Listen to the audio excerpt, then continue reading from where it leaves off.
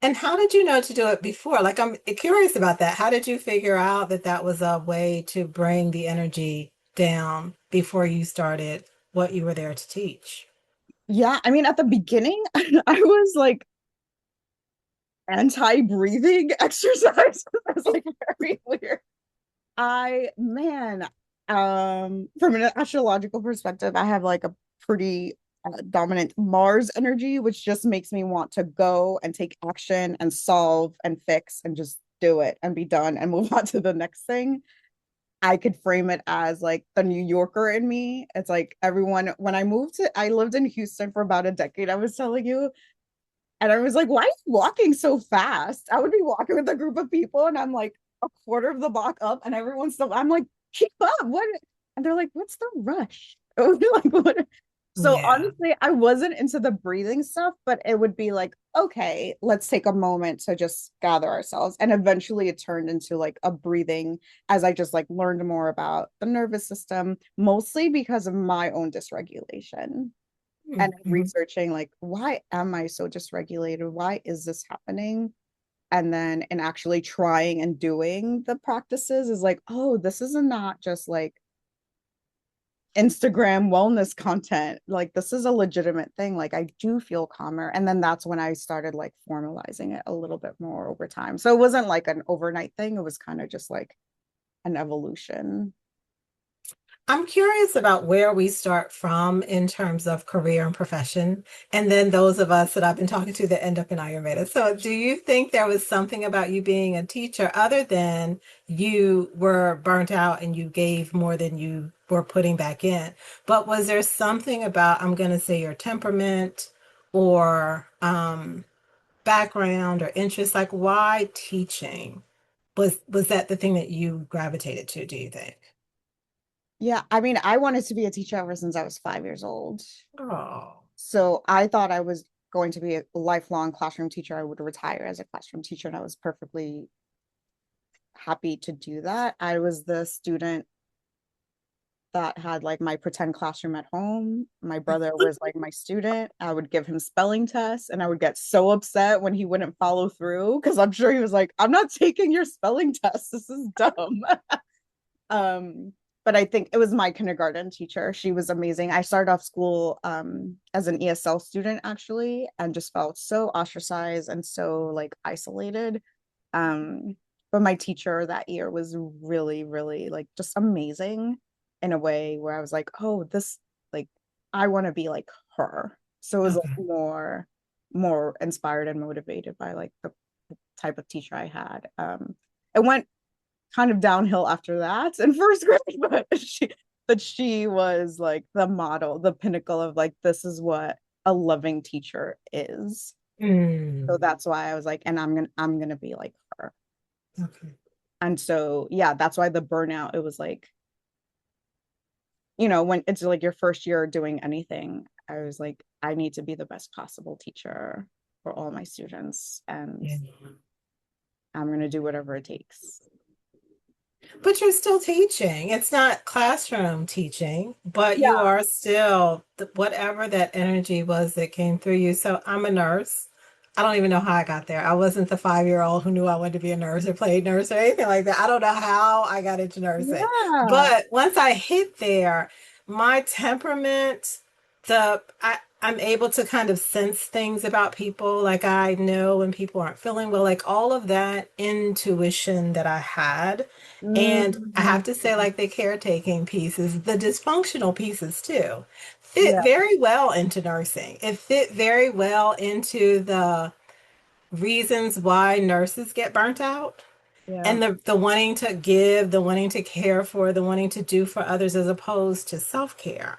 And so what I'm working on transitioning is like health. I was in the right place. Health was my thing. It's just doing it that way wasn't healthy for me. And so Mm, how can I still bring about health, wellness in a way that, again, like you, like I'm not burning myself out. And I definitely think doing well, all of wellness, Ayurveda being a part of that, I feel better about what I'm offering. And it's not draining me to do it. It's people who want to make a change in their life. Like I'm not convincing people you need to make a change in your life. Like if you don't do this, you're going to be back in the hospital again. Like it's not that. Yep. It's Yep. kind of like they're ready. They want the information, and it's an easier energy exchange to do wellness than to try to do it the way I was doing it when I started my career. Mm. Do you are you going to do Ayurveda full time, you think? I don't know about full time. For me, like you said, the missing piece, I do something called Pathwork, which is a psychological spiritual counseling. And I do mindful self-compassion, which at some point I realized that like my inner critic says very nasty things to me. Like my own criticism of myself is so bad. The mindful self-compassion taught me skills of how to be kinder and gentler and nicer to myself. And I think most people need that to Yep. learn how to do that skill. But I still wanted nutrition, but wellness, not just eat this many carbs and eat this much protein and whatever. But it's kind of like, is your body healthy? Do you get enough sleep? Is your mind racing or do you feel grounded? Like I wanted some kind of body, so the mind, body, spirit, I wanted Yep. some kind of body piece that really was individualized and really was, can you judge and tell if your body is in sync or not, and teaching how to do that. And so I think Ayurveda will be a part of it, but not the one package. I think it has to be, in my mind, it has to be everything together in order for that person to move towards health and self-care. Mm-hmm. Yeah. And one of the words that I mean, several words, but one of the words that you just used that stood out to me is the word individualized. Mhm. And I think that is like the game-changing thing with Ayurveda specifically, or just like healing modalities that maybe not only belong in like from a Western framework, because even like the inner critic piece that you Mhm. mentioned, like in coaching work, there is so much work when it comes to our inner critic, or it's like parts work we refer to as Mhm. coaching. And I guess there's like the parallel in therapy that's like internal family systems that, Mhm. IFS. Uh-huh. yeah, yeah. And so, man, Kimberly, like the number of like top executives that Mm. I chat with, and they're like, I have imposter syndrome and my inner critic is saying this. And so we do exercises talking to that part, that voice. And it's interesting because then from an Ayurveda perspective is like, what is out of balance, that that particular voice has not just a microphone, but a megaphone within you. And the other parts that are more like, you can do this. You've done this Mhm. before. You've done difficult things before. Of course you could do this. Are like silenced and relegated to like the back of the classroom or something. Yeah. Yeah. So it's like I feel like I see Ayurveda everywhere. Like there's an imbalance there. How come like that voice? And the truth of the matter is that when those parts of us get louder, it's because they have been trying to get our attention Yeah. and we weren't giving it to them. So now they're like busting the door down and like, oh no, you're gonna hear me out. But yeah, to me, that is still Ayurveda. That is still like I'm tuning into the natural rhythms of my body, of my Yeah. mind, of my soul, of my spirit, of all of it. I think the listening, my inner critic was definitely like in the background, definitely like driving the show, but kind of in the background. And taking the mindful self-compassion training, for some reason, like it became louder and I could hear it. And it was like, oh, that was mean. Like, have I Yeah. been saying that to myself all this time? And I probably had. But it was just kind of, it was bringing it to the forefront, hearing what it was saying. And then, like you're saying, what purpose was it trying to serve? I mean, the ultimate fix is what purpose is it trying to serve, but it just took me a while to even hear it Yeah. and to hear, okay, I wouldn't talk to anybody else like that. Like, why is it okay for you to be saying that to me? And so, like, that was the course was about, was teaching you how to self-soothe, teaching you different kind of meditations like the loving kindness meditation, just teaching you ways to pay attention, but just to be kind to yourself and how you're coming up with solutions. And I think that does fit in with Ayurveda. The things that we end up offering as recommendations are just kind of like a tea, let's do some ginger tea, let's put Mhm. some different spices in your food. It's not everything about your diet is wrong. Trash whatever you're eating and then eat this stuff. It's just kind of like try this, see how it feels in your body. If that's not it, well, we can find something else like that gentle, loving, paying attention approach. I do love that. That's the kindest thing that I found about health and taking care of your Mhm. body. Out of anything that I've tried or anything that I've known about, this is just a kinder way, in my opinion, to go Yeah. about it. Yeah, for sure. That is like cute of like the number one skill we can all have. I was saying leadership development is self-awareness from an Ayurvedic perspective. It could be framed as like, can I listen to my body? Do I know what my body is trying to say? Because again, we've been socialized and programmed to not be in tune with our bodies. So that way we don't know what our body needs. We don't know what our mind needs. We don't know what, from an emotional standpoint, we need. And therefore, we can't ask for it. Do you think we've been social? Say more about that. Yeah, I think we have been socialized to separate from our bodies, to be mostly in our mind, so we can be as quote unquote productive as possible.